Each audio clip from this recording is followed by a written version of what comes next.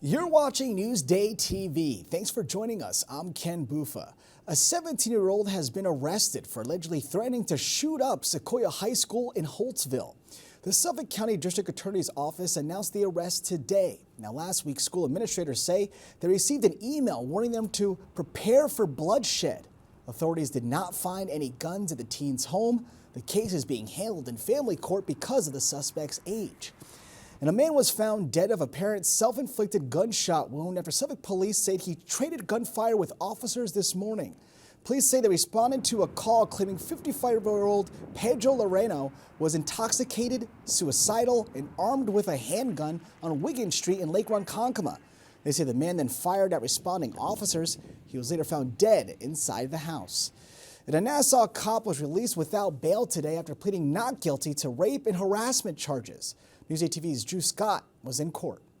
29-year-old John Engardia, second from the left, is an 8-year veteran Nassau County police officer. He's been honored in the past as a top cop, but now is accused of rape and harassment charges after a grand jury indictment. His attorney, William Petrillo, says the case brought by a former girlfriend and the mother of his child was designed to destroy Engardia's career. This case, on its face, screams out falsehood.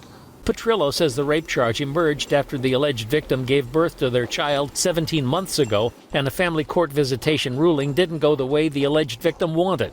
This alleged rape happened during a consensual act of sex, where the complainant has admitted that within 24 hours, she welcomed this police officer back to her home to engage in consensual sex. The grand jury indictment, however, claims Engardia ignored her pleas for him to stop and grabbed her intimately and forced her to continue against her will. We are extremely confident that he will, in fact, be fully exonerated and cleared of all of these charges because he is actually innocent in this case.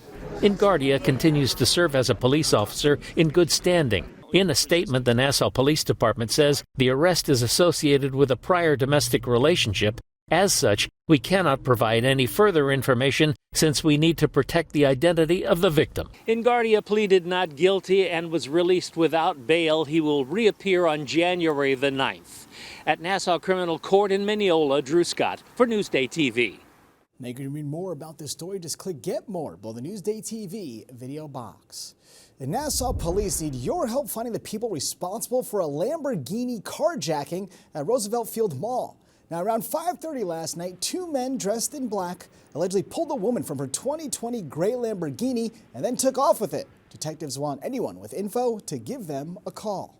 And medical and dental device supplier Henry Schein is getting into the orthopedic business. The Melville-based company announced it will purchase a majority stake in the California-based firm TriMed. Schein is the largest publicly traded company on the island, and the deal is expected to be finalized early next year. And two Long Island Lutheran High School football players are getting ready for the future. Tight end T.J. Bacon and defensive lineman Rodney Mills signed their letters of intent today. Mills will be joining the LIU Sharks next year. Bacon is taking his talents to the Ivy League. With Yale, with first how good academically they are, and on top of how good they are at football, it was a great place for me. I've never really pictured myself stepping in the shoes until now, and now, I mean, the coaches at LIU and the coaches at Lehigh have believed in me through and through, and even my coaches at Baldwin for my former school, I wouldn't be here without any of them. Now, Bacon says Yale felt like family, and Mills has his eyes set on the LIU's veterinary program. Congrats, guys. All right, let's take a look at your Long Island weather. It's going to be cold tonight, but it's going to be sunny tomorrow. Temps are still pretty chilly, though. Taking a look at tomorrow, you can see it's going to be sun, but the temps will barely scratch 40 degrees. But it's way better than rain, guys. Long Island weather is brought to you by Home Tax Saver, PTRC Incorporated. Now, for many, the holidays are about helping those in need. Volunteers came together this month to create handmade dolls for children in crisis. Virginia Huey has a story you'll see only in Newsday.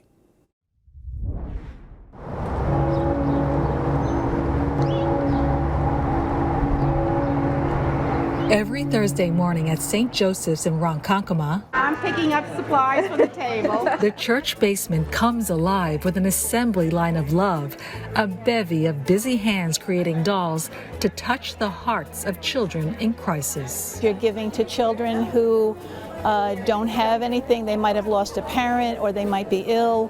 And that it will just give them comfort and joy. Volunteers stuff, stitch, and sew hundreds of huggable dolls made entirely from donated materials. They're cute, right? 25 hours of love threaded into each one. As I'm making the outfit, I talk to them.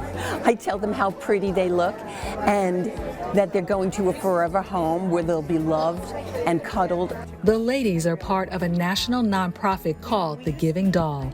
Maureen Ennis of Lake Ronkonkoma started the New York chapter in 2011 by recruiting a handful of volunteers. Today, Ennis leads an army of 300. Our mission is to give a child faith, love, joy, hope, and comfort at a time of special need. Like the children they're made for, no two dolls are alike. Each one gets personalized with a name. This one, Virginia, named for me, will soon be delivered to a child at Mount Sinai South Nassau Hospital. And the final thing we always do is give him a hug. Let him know he's loved before he even leaves. This chapter has donated more than 18,000 dolls for children in 31 states and 21 countries. Tiana Balcom of Lake Grove was 6 when she received her giving doll after surgery to repair a cleft lip. Now 17, Balcom treasures her doll even more today.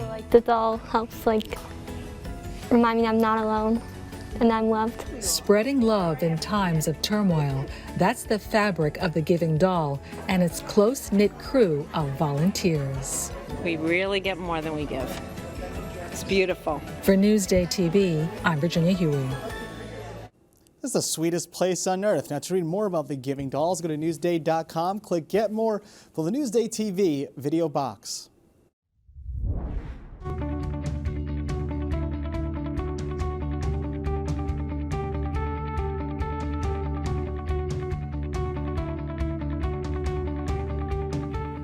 Now, whether you don't celebrate or just want to get out of the house, some local attractions are open on Christmas.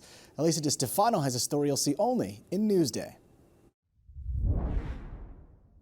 Santa gets a well-deserved day off on Christmas. But the Grinch will be here to greet guests at the Magic of Lights at Jones Beach on Christmas Day. Oh, Grinch, you are on the naughty list.